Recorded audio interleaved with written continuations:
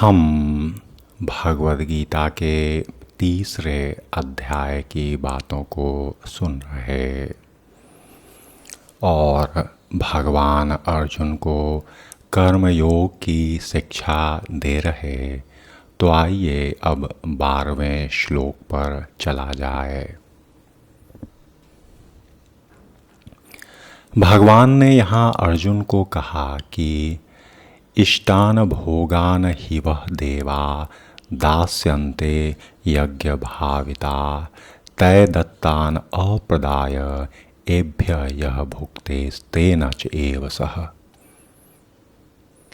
कि जीवन की विभिन्न आवश्यकताओं की पूर्ति करने वाले विभिन्न देवता यज्ञ संपन्न होने पर प्रसन्न होकर तुम्हारी सारी आवश्यकताओं की पूर्ति करेंगे, किंतु जो इन उपहारों को देवताओं को अर्पित किए बिना भोगता है वह निश्चित रूप से कृपण है, चोर है। तात्पर्य यह कि देवतागण भगवान द्वारा भोग सामग्री प्रदान करने के लिए अधिकृत किए गए हैं, अतः नियत यज्ञों द्वारा उन्हें अवश्य संतुष्ट करना चाहिए। और वेदों में भी विभिन्न देवताओं के लिए भिन्न भिन्न प्रकार के यज्ञों की संस्तुति है, किंतु वे सब अंततः भगवान को ही अर्पित किए जाते हैं या स्वाभाविक रूप से हो ही जाते, चाहे व्यक्ति आसक्ति से कर्म करे, अनासक्ति से कर्म करे या किसी भी भाव से कर्म करे। किंतु जो यह नहीं समझ सकता है कि भगवान क्या हैं, उसके लिए देव यज्ञ का विधान है। अनुष्ठानकर्ता के भौतिक गुणों के अनुसार वेदों में विभिन्न प्रकार के यज्ञों का विधान है। विभिन्न देवताओं की पूजा भी उसी आधार पर अर्थात गुणों के अनुसार ही की जाती। उदाहरणार्थ मांसाहारियों को देवी काली की पूजा करने के लिए कहा जाता, जो भौतिक प्रकृति की घोर रूपा हैं, और देवी के समक्ष पशु बलि का आदेश भी है। किंतु जो सतोगुणी हैं उनके लिए भगवान विष्णु की, भगवान श्री कृष्ण की ही दिव्य पूजा बताई जाती और अंततः समस्त यज्ञों का ध्येय उत्तरोत्तर दिव्य पद प्राप्त करना है। सामान्य व्यक्तियों के लिए कम से कम 5 यज्ञ आवश्यक हैं, जिन्हें पंच महायज्ञ कहते।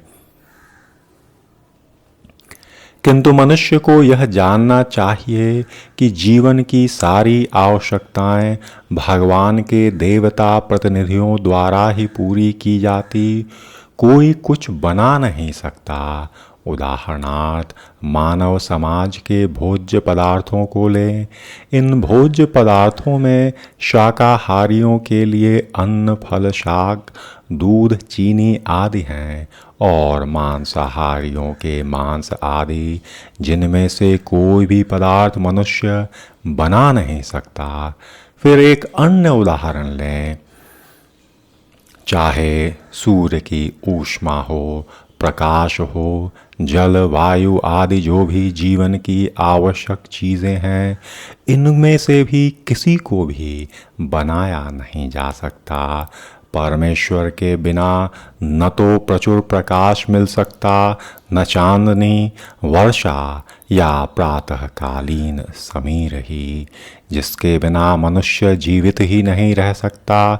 अतः यह स्पष्ट है कि हमारा जीवन भगवान द्वारा प्रदत्त वस्तुओं पर ही आश्रित है।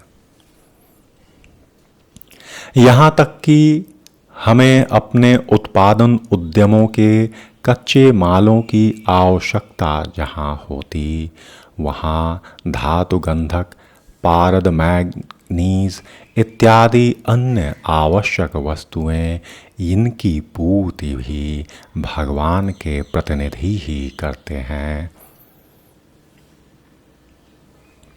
और हम इनका समुचित उपयोग करके आत्म साक्षात्कार के लिए अपने आप को स्वस्थ एवं पुष्ट ही बनाएं, जिससे जीवन का चरम लक्ष्य अर्थात भौतिक संघर्ष से मुक्ति प्राप्त हो सके और यह समझ आ सके कि हरेक कर्म की पृष्ठभूमि में ईश्वर का हाथ उपस्थित है।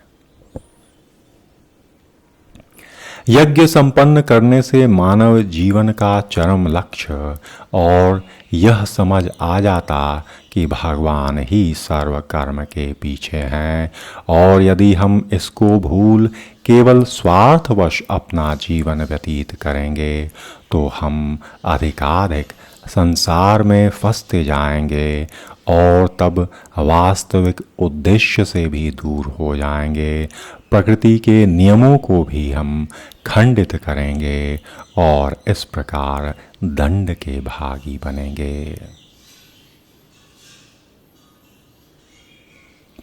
अतः एक जीवन गुजारने हेतु हर समय इंद्रिय तृप्ति की व्याकुलता को पूर्ण करना ठीक नहीं है। यह जानना भी जरूरी है कि जीवन रूपी यज्ञ, जीवन रूपी उपासना करते हुए ही इस जीवन को गुजारना है। अनेकों महापुरुष जो एकांत में स्वयं के संग लीन होते, वे बेवकूफ तो नहीं। उन्होंने यह ज्ञान अपने सद्गुरु और ईश्वर चिंतन से प्राप्त किया। इसके अंदर बहुत बड़ा रहस्य छिपा है और यह अत्यंत सरल भी है। इससे भौतिक, आध्यात्मिक सब प्रकार के भावों की प्राप्ति आवश्यक बुद्धि मनुष्य प्राप्त करता और इसके बिना अर्जुन जीवन संभव ही नहीं। और यही पूर्ण जीवन का आधार है। अन्यथा हम स्वार्थवश यहाँ वहाँ भटकते हुए जीवन की समस्या को कभी भी हल नहीं कर सकेंगे। फिर 13वें श्लोक पर भगवान ने अर्जुन को यही समझाया कि यज्ञ शिष्ट अशिनः संतः मुच्यन्ते सर्व किल विषय भुंजते ते तु अघम पापा ये पचन्ति आत्म कारणात्। कि भगवान के भक्त सभी प्रकार के पापों से मुक्त हो जाते, क्योंकि वे यज्ञ में अर्पित किए भोजन को ही प्रसाद रूप में ग्रहण करते। अन्य लोग जो अपनी इंद्रिय सुख के लिए भोजन बनाते, वे निश्चित रूप से पाप का ही भोजन करते। तात्पर्य यह कि भगवद भक्त या महापुरुष जन, जिन्हें संत कहा जाता, जो स्वभाव से शांत होते और जो प्रकृति और प्रकृति के परे ईश्वर के सब नियमों का पालन करते और इस पालन से सदैव भगवद प्रेम में मग्न रहते, उनका जीवन निश्चित रूप से महान पुण्यमय जीवन है, जिसकी आंतरिक स्थिति को उनके समीप रहकर सहज ही समझा जा सकता और उनका प्रत्येक कर्म उपासना है, क्योंकि वहाँ हर समय हर क्षण भगवान का स्पर्श मौजूद है। संतगण श्री भगवान गोविंद या मुकुंद या कृष्ण के प्रगाढ़ प्रेम में मग्न रहने के कारण समस्त आनंद की प्राप्ति, सर्व मुक्ति की प्राप्ति और सबों को आकृष्ट करने वाले पुरुष बन जाते। और यह सब कुछ बस एक सरल से कर्म कि सब कुछ भगवान को अर्पित किए बिना ग्रहण न करने से ही हो जाता। ऐसे अनेकों भक्ति के साधन ईश्वर परायण भक्त और स्वयं भगवान ने भी बताए कि श्रवण, कीर्तन, स्मरण, अर्चना आदि के द्वारा महापुरुष यज्ञ संपन्न करते और संसार की संपूर्ण पापमयी संगति के कल्मश से दूर रहते।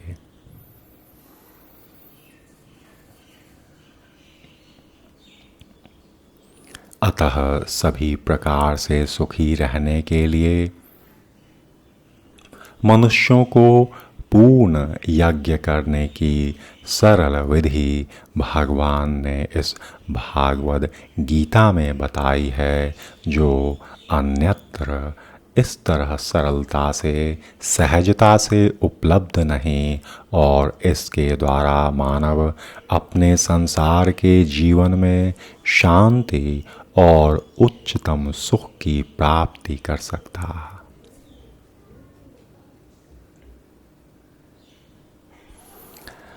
14वें श्लोक में भगवान अर्जुन को समझाते, अन्नात भवन्ति भूतानि पर्जन्यात अन्न संभवः, यज्ञात भवति पर्जन्य यज्ञ कर्म समुद्भवः।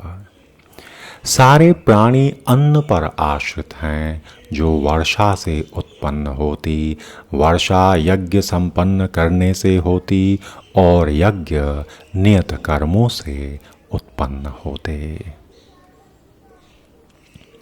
तात्पर्य यह कि प्रत्येक कर्म के पीछे परमेश्वर का हाथ है, जो यज्ञ पुरुष और समस्त यज्ञों के भोक्ता कहलाते, सभी देवताओं के स्वामी कहलाते, और जिस प्रकार शरीर के अंग पूरे शरीर की सेवा करते, उसी तरह सर्व देवता, सर्व मानव, सर्व जीव उन भगवान की ही सेवा में वास्तव में रत हैं।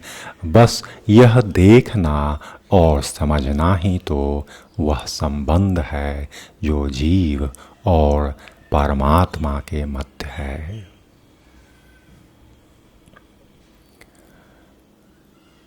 इंद्र, चंद्र, वरुण जैसे देवता भगवान द्वारा नियुक्त अधिकारी हैं, जो सांसारिक कार्यों की देख रेख करते। सारे वेद इन देवताओं को प्रसन्न करने के लिए यज्ञों का निर्देश करते, जिससे वे अन्न उत्पादन के लिए प्रचुर वायु, प्रकाश और जल प्रदान करें। और जब सर्वेश्वर भगवान कृष्ण की पूजा की जाती, तो उनके अंग स्वरूप देवताओं की भी स्वतः पूजा हो जाती। अतः अलग से देवताओं की पूजा करने की आवश्यकता नहीं होती।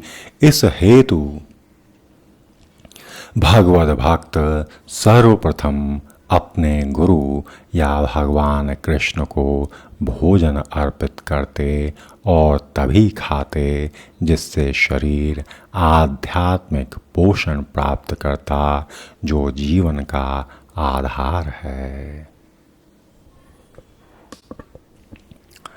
ऐसा करने से न केवल शरीर के विगत पापमय कर्मफल नष्ट होते, अपितु शरीर प्रकृति के समस्त कल्मशों से निरापद हो जाता।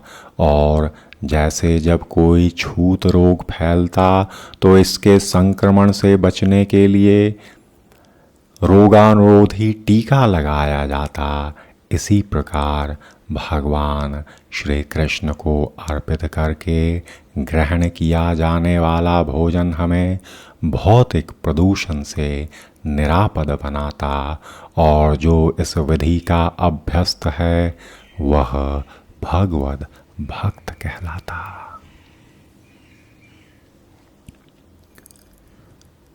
और ये सारे कारक आत्म साक्षात्कार के मार्ग में सहयोगी हैं और इसके विपरीत जो ऐसा नहीं करता वह पापपूर्ण कर्म को ही बढ़ाता और फिर उसका शरीर दूषित होने लगता। अन्न अथवा शाक वास्तव में खाद्य हैं। मनुष्य विभिन्न प्रकार के अन्न, शाक, फल आदि खाते और पशु इन पदार्थों के अवशिष्ट को खाते और जो मनुष्य मांस खाने के अभ्यस्त हैं उन्हें भी शाक के उत्पादन पर निर्भर रहना पड़ता क्योंकि पशु ज़्यादातर शाक ही खाते। अतएव हम सबको अंततोगत्वा खेतों के उत्पादन पर ही आश्रित रहना पड़ता, बड़ी बड़ी फैक्ट्रियों के उत्पादन पर नहीं। और खेतों का यह उत्पादन आकाश से होने वाली प्रचुर वर्षा पर निर्भर करता और ऐसी वर्षा इंद्र, सूर्य, चंद्र आदि देवताओं के द्वारा नियंत्रित होती।